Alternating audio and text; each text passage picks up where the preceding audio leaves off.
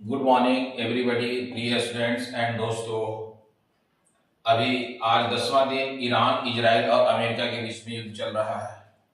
और यह इस युद्ध का मुख्य कारण जो है वह परमाणु ऊर्जा केंद्र है। ईरान में परमाणु ऊर्जा केंद्र कहाँ कहाँ है उसके विषय में देखेंगे। आपके सामने देखिए, मैं मैप में बना करके दिखाए हैं कि ईरान में परमाणु ऊर्जा केंद्र कहाँ है। और ईरान में शांति वार्ता के लिए, परमाणु कार्यक्रम के लिए एक समझौता हुआ है P5+1 और यूरोपियन देशों का, उसके विषय में भी देखते हैं। इसके अलावा यह जो युद्ध चल रहा है, इस युद्ध में किसी भी परमाणु ऊर्जा केंद्र को यदि नुकसान पहुंचता है तो वहां से यूरेनियम रिसाव करेगा। और यदि यूरेनियम रिसाव करता है तो आसपास बहुत सारे लोगों को मृत्यु भी होगा। तो इसीलिए यह जो परमाणु ऊर्जा केंद्र है वो कौन कौन सा केंद्र है जहां पर नुकसान होने की संभावना है, उस केंद्र के विषय में भी देखते हैं। तो ईरान में टोटल जो परमाणु ऊर्जा केंद्र है वो 5 है। इसके अलावा मैं 3 अरब क्षेत्र का बताया हूँ, यूएई, सऊदी अरब और जॉर्डन का भी, उसके विषय में भी देखेंगे कि कहाँ आपको है परमाणु ऊर्जा केंद्र कौन सा है। और यह परमाणु ऊर्जा केंद्र की निगरानी कौन करता है, तो यूनाइटेड नेशन ऑर्गेनाइजेशन का एक संगठन है IAEA,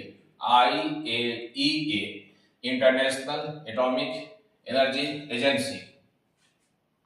और यह बहुत ही इंपॉर्टेंट है, अंतरराष्ट्रीय परमाणु ऊर्जा जो है बहुत महत्वपूर्ण संगठन है जो विश्व में परमाणु ऊर्जा के संबंध में निगरानी करता है। तो वह एक जो संगठन है उस संगठन के विषय में भी देखेंगे। लेकिन जो यहाँ मुख्य जो विषय है, विवाद का जो विषय है, वह परमाणु ऊर्जा केंद्र है। और इस परमाणु ऊर्जा केंद्र में ईरान जो है यूरेनियम का इनरिचमेंट करके परमाणु बम बना रहा है और उसी से मिसाइल का निर्माण कर रहा है। और इस युद्ध का मुख्य कारण वही बिंदु है। इसीलिए जुलाई 2015 में P5+1 और यूरोपियन यूनियन ने मिलकर के ईरान के साथ एक शांति वार्ता किया था। जब 2015 में यह समझौता किया गया, उस समय 2015 में बराक ओबामा अमेरिका के राष्ट्रपति थे। लेकिन 2016 में चुनाव होगा अमेरिका में और रिपब्लिकन पार्टी की गवर्नमेंट आएगी। रिपब्लिकन पार्टी में प्रेसिडेंट बनेंगे। जब वो प्रेसिडेंट बनते हैं डोनाल्ड ट्रंप, तो उसके बाद 2018 में इस समझौता से अलग हो जाते हैं और ईरान पर विभिन्न प्रकार का प्रतिबंध लगा देते हैं। और वह प्रतिबंध लगाने के कारण 2019 में देखिएगा फिर ईरान के बीच में और अमेरिका के बीच में युद्ध हुआ था।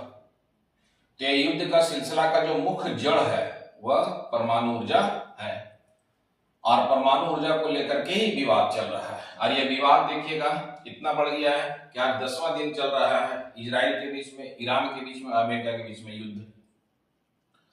ईरान अपने आसपास जितने भी है समर्थक है, चाहे वह खाड़ी देश के आसपास हुआ, मिसाइल से हमला कर रहा है। अच्छा, इजराइल जो है यहाँ आपको है, इजराइल पर भी लगातार हमला किया जा रहा है, दुबई पर भी हमला किया जा रहा है।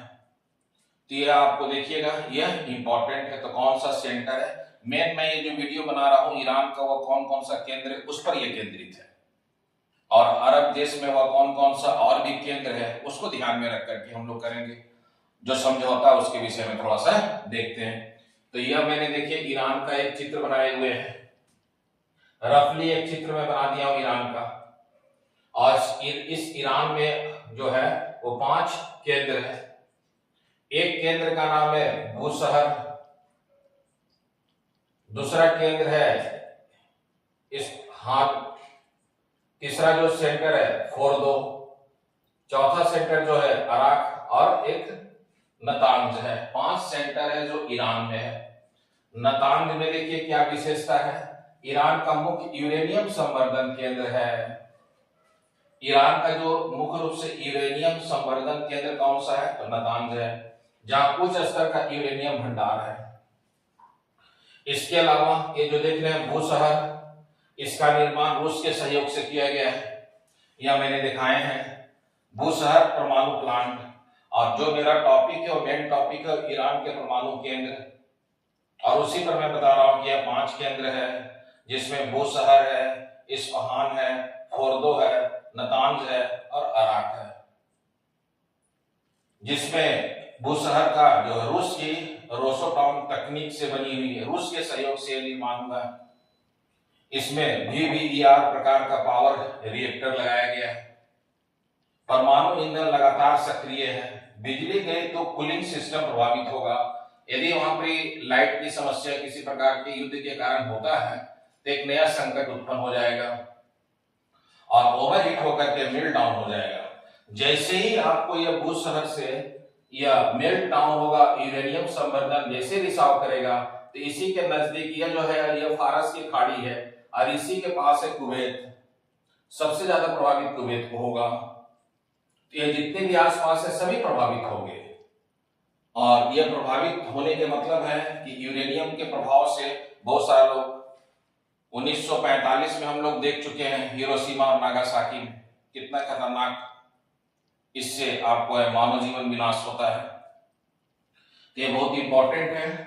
तो ये 5 सेंटर है, आप याद रखिएगा जो इंपॉर्टेंट। ये डॉटेड डॉटेड जो दिखाए हैं ईरान के उत्तरी क्षेत्र में है कैस्पियन सागर, जो इसके विषय में मैं लगातार वीडियो में बता भी रहा हूं आपको। अच्छा, ईरान का परमाणु कार्यक्रम क्या है मैंने अभी जस्ट बताया भी आपको लेक्चर में कि जुलाई 2015 में P5+1 नामक संगठन बनाया गया जिसमें यूरोपियन यूनियन ने मिल करके एक समझौता किया। किसके साथ? ईरान के साथ। ये P5 कौन है? परमानेंट 5 है। परमानेंट 5 कौन है और एक कौन है? परमानेंट 5 में कौन कौन सा देश है? तो अमेरिका है, रूस है, ब्रिटेन है, फ्रांस है और चीन है। +1 किसके लिए प्रयोग किया गया है? यह जर्मनी के लिए प्रयोग किया गया है और यूरोपियन यूनियन है। इन लोगों ने मिलकर के जुलाई 2015 में ईरान के साथ एक समझौता किया।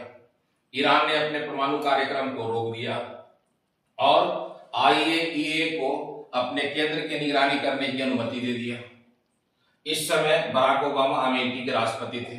यह समझौता हुआ, लेकिन 2016 में जैसे ही चुनाव हुआ, रिपब्लिकन पार्टी की सरकार आई, वैसे ही परिस्थितियां बदल गया और 2018 में यहां मैं लिख चुका हूं 2018 में यूएस राष्ट्रपति डोनाल्ड ट्रंप रिपब्लिकन पार्टी से है, इन्होंने समझौता को मानने से इनकार कर दिया और 2019 में अमेरिका के बीच में और ईरान के बीच में कुछ समय के लिए युद्ध हुआ था। फिर जून 2025 में ईरान, इजराइल और यूएसए के बीच में 12 दिनों तक युद्ध चला था।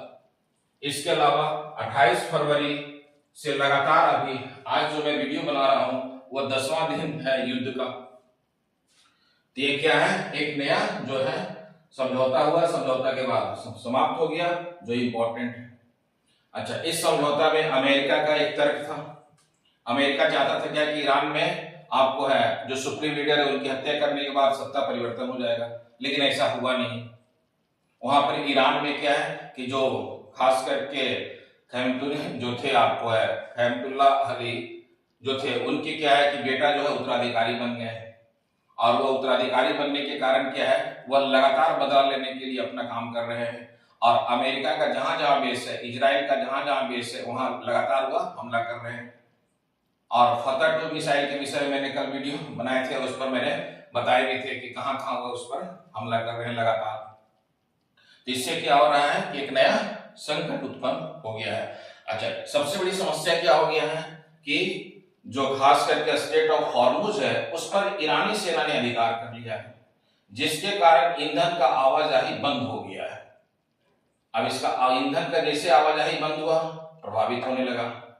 भारत में लगातार इसका है ईंधन 10 दिन तक तो ईंधन के समस्या नहीं था, 10 दिन के बाद भारत में ईंधन की समस्या उत्पन्न होने लगेगा। तो क्या है? अच्छा, ये जितने भी खाड़ी देश हैं यहाँ लगभग में भारत के लगभग में 9 मिलियन 90 लाख से लेकर के 1 करोड़ के लोग रहते हैं, जिनका जीवन अभी भी संकट में फंसा हुआ है। भारत सरकार ने जो है खास करके खामेनेई की हत्या का 6 मार्च को अपना शोक संदेश भी भेजा गया है। भारत के जो विदेश सचिव है विक्रम मिस्त्री ने अपना शोक संदेश, विदेश मंत्री ने भी इस पर जाहिर किया गया है। लेकिन ये जो है युद्ध से क्या है कि किसी चीज का समाधान नहीं होगा। समाधान तभी होगा जब शांति से मिल बैठ करके सभी लोग एक चेयर पर बैठ करके इसका वार्ता का समाधान निकालेंगे। तो ये आप याद रखिएगा जो इंपॉर्टेंट है। तो मैंने एक तो सेंटर बता दिया ईरान का कौन सा सेंटर है, इसमें आपको याद रखिएगा ये इंपॉर्टेंट है। अच्छा, इसके अलावा 5 सेंटर के अलावा और भी 3 सेंटर मैंने यहाँ लिखे हैं। यह सेंटर भी प्रभावित हो रहा है। एक सेंटर है यूनाइटेड अरब अमीरात में, जिसका नाम है बरह का न्यूक्लियर पावर प्लांट, यह भी खतरे में बना हुआ है। दूसरा है सऊदी अरब में किंग अब्दुल अजीज रिसर्च रिएक्टर है। तीसरा है रिसर्च रिएक्टर जॉर्डन में है, यह भी एक लगातार संकट बना हुआ है। और जहां जहां परमाणु ऊर्जा केंद्र है, जहां जहां यूरेनियम संवर्धन का केंद्र है, यदि वहां हमला किया जाएगा तो यूरेनियम अवश्य आपको रिसाव करेगा।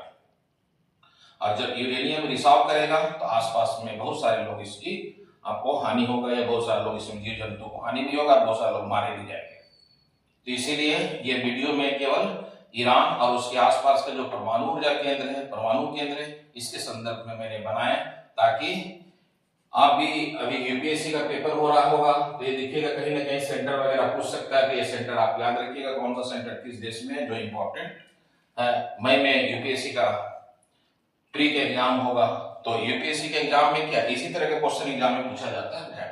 और इसमें सबसे इंपॉर्टेंट इंटरनेशनल जो संगठन है IAEA है, इंटरनेशनल एटॉमिक एनर्जी एजेंसी। इस तो निगरानी तो कर रहा है, लेकिन यह भी आपको पार्शियल होकर के कार्य नहीं कर रहा है, और जिसके कारण यह विभिन्न प्रकार की समस्या उत्पन्न हो रहा है। तो ऑल द बेस्ट, जय हिंद, जय भारत। अगर आप सीरियस हैं यूपीएससी और कॉम्पिटिटिव एग्जाम्स के लिए तो चैनल को अभी लाइक करें, शेयर करें और सब्सक्राइब जरूर करें।